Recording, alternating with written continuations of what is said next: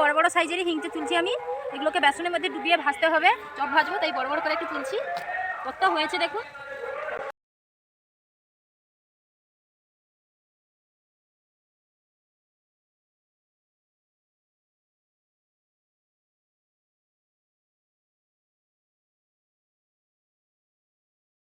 এটার মধ্যে তুলে নেব।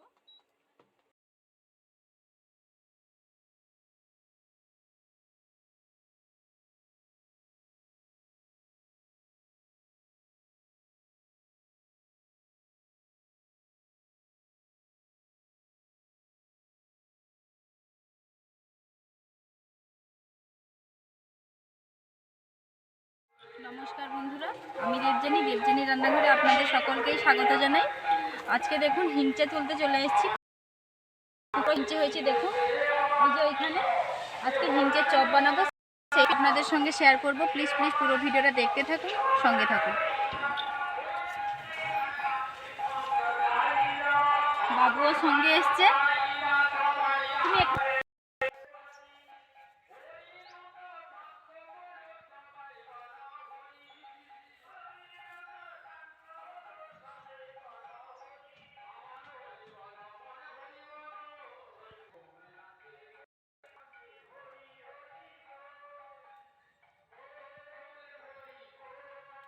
হিংচে গাছগুলো দেখুন, খুব বড় বড় সাইজেরই হিংচে তুলছি আমি। এগুলোকে বেসনের মধ্যে ডুবিয়ে ভাজতে হবে, চপ ভাজবো, তাই বড় বড় করে একটু তুলছি। কত হয়েছে দেখুন।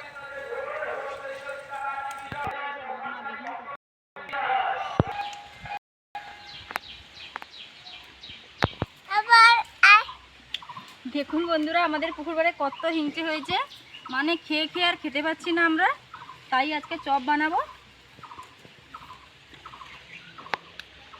বিভিন্ন রকমের রেসিপি বানিয়ে খাচ্ছি এই হিংচার, আজকে চপের রেসিপিটাই আপনাদের সঙ্গে শেয়ার করব।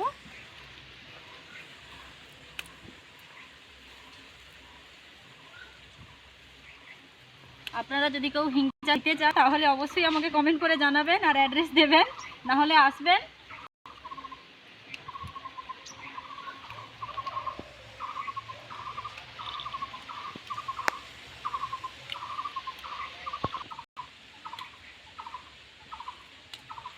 হিংচে দেখুন আমি তুলে নিয়েছি চপের জন্য, ঠিক আছে। এখন আমি বাড়ির দিকে রওনা দেব। বাড়ির দিকে যাচ্ছি এখন। শোনা এসো, ও রোদ্দুর তাই যেতে পারছে আমার সঙ্গে, ঘাটেই এখানে বসে পড়ছিলাম। খুব রোদ, ও মাটিতে হাঁটতে পারবে না, কোলে নিতেই হবে। মাগো একটু বন্ধুদের টাটা বলে দাও গো, ওইখানে বন্ধুরা।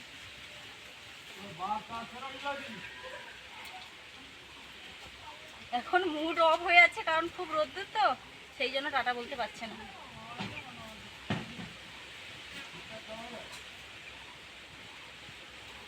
চলে এসেছি, এখন রান্নার জায়গায় চলে যাব। দেখুন রান্নার জায়গায় চলে এসেছি। আমি একটা বাটিতে জল নিয়েছি, শাকগুলো এখন ধুয়ে নেব।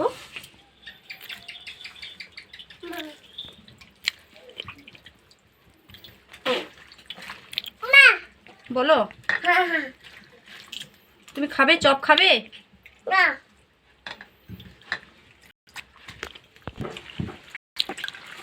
ধুয়ে এভাবে হালকা করে একটু জল ঝরিয়ে নেব, তারপর আমি ঝুড়িতে রাখবো।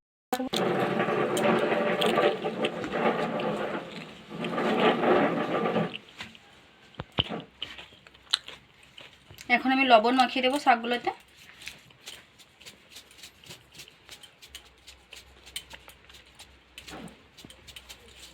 শাকটা একটু এদিক ওদিক করে দেবো। কিছু সময় লবণ মাখানো থাকবে, তত সময় আমি বেসনটা মাখিয়ে নেব চপ ভাজার জন্য। দেখুন আমি একটা বাটিতে বেসন নিয়েছি, বেসনের পরিমাণ মতো লবণ দিয়ে দেব, হলুদের গুঁড়ো দিয়ে দেব, লঙ্কার গুঁড়ো দেব, আপনারা ঝালটা যেরকম খেতে চান সেরকমই দেবেন, গরম মশলার গুঁড়ো দেব,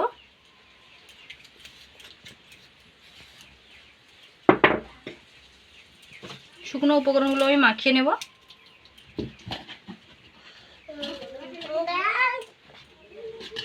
জল দিয়ে বেসনটা মাখিয়ে নেব ভালোভাবে।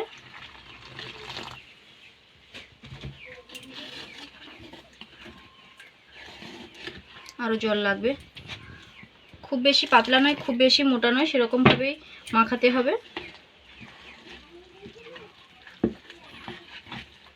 আরও কিছুটা জল লাগবে।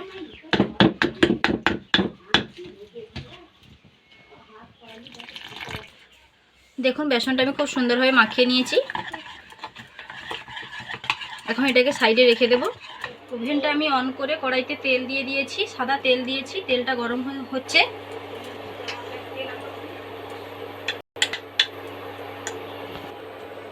দেখুন হিংচেগুলোকে একই সাইজের নেব, 4 পিস নিয়েছি। এখন এগুলোকে বেসনের মধ্যে ডুবিয়ে তেলে ছেড়ে দেব।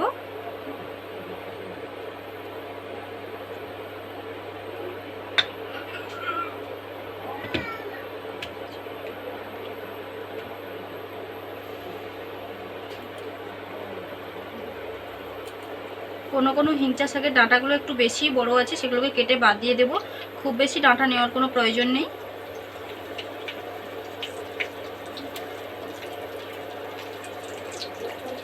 ভাজার সময় অবশ্যই কিন্তু আঁচটা হালকা আঁচে রাখতে হবে, না হলে পুড়ে যাবে। শাকটা সেদ্ধ হওয়ার আগেই পুড়ে যাবে।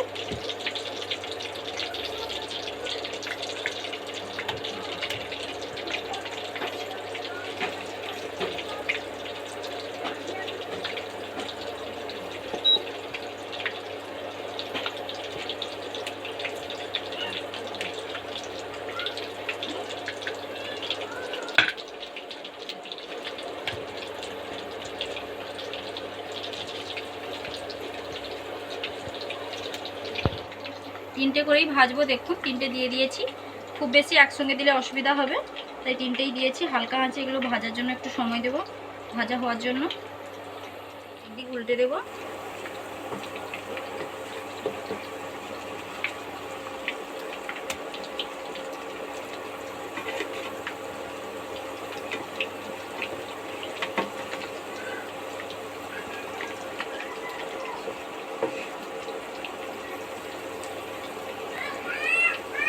দুই দিকে আমি লাল লাল করে ভাজবো।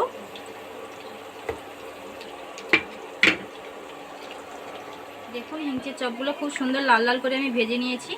দুই দিক খুব সুন্দর লাল লাল হয়ে গেছে দেখুন। এখন এগুলোকে আমি একটা প্লেটের মধ্যে তুলে নেব।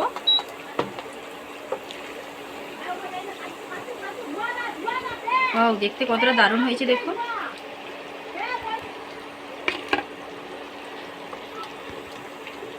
এইরকম তেলে ভাজার সঙ্গে সন্ধ্যাটা একদম জমে যাবে।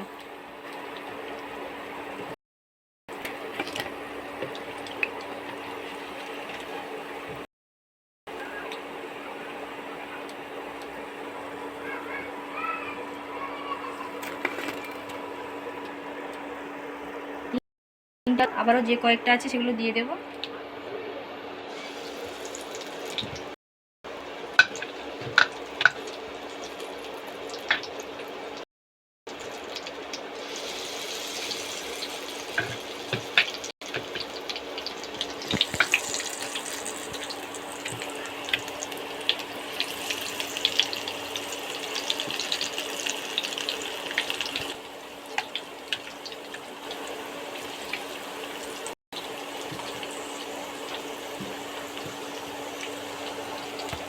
এইগুলো ভেজে নেব আমি।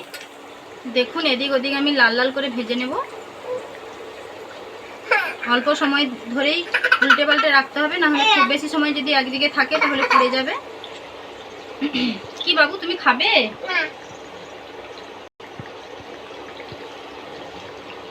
সোনা, বন্ধুদের কি তুমি হিংচার চপের রেসিপি দেখাচ্ছ? তোমার মা দেখাচ্ছে? খুব সুন্দরভাবে ভাজা হয়ে গেছে দেখুন লাল লাল করে। এখন এগুলোকে আমি তুলে নিচ্ছি।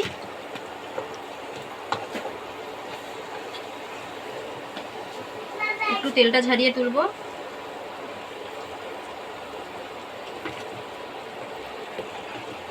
আমরা বাঙালিরা তো খুব ভোজন রসিক মানুষ হয়ে থাকি। আরও যদি চপ সিঙ্গাড়া এরকম তেলে ভাজা হয় তাহলে তো খেতে দারুণ লাগে।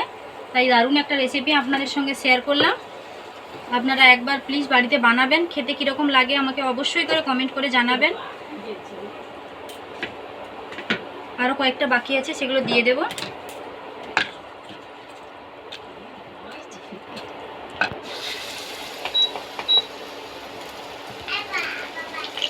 একই রকমভাবে সবগুলো আমি ভেজে নেব।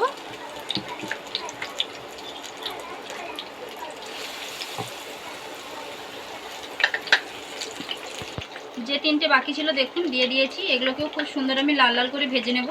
ভেজে নিলেই আমার রেডি হয়ে যাবে হিংচার চপ। দারুণ লোভনীয় একটা খাবার, সকলের পছন্দেরই একটা খাবার, বিশেষ করে চপ সিঙ্গাড়া মানে সকলেরই পছন্দের। সঙ্গে শেয়ার করলাম, তো যদি ভালো লেগে থাকে অবশ্যই লাইক কমেন্ট ও শেয়ার করতে ভুলবেন না। এরকম আরও নতুন নতুন রান্নার ভিডিও পাওয়ার জন্য আমার চ্যানেলটিকে অবশ্যই করে সাবস্ক্রাইব করবেন।